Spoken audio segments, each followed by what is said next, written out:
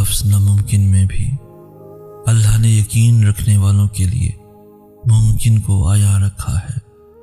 آگ گلزار کر دی گئی جب اللہ تعالیٰ نے ابراہیم علیہ السلام کا بھروسہ دیکھا۔ جب حضرت جبرائیل علیہ السلام نے ان کو مدد کا کہا کہ وہ ان کو آگ سے بچا لیں تو انہوں نے کہا جو اللہ چاہے اسی میں راضی ہوں میں، اللہ بہترین کارساز ہے۔ وہ کچھ بھی مانگ سکتے تھے مگر انہیں اللہ پر یقین تھا، اور اللہ نے بھی ان کا یقین ٹوٹنے نہیں دیا۔ اللہ تعالیٰ نے آگ ٹھنڈی کر دی، اللہ تعالیٰ نے معجزہ کر دیا۔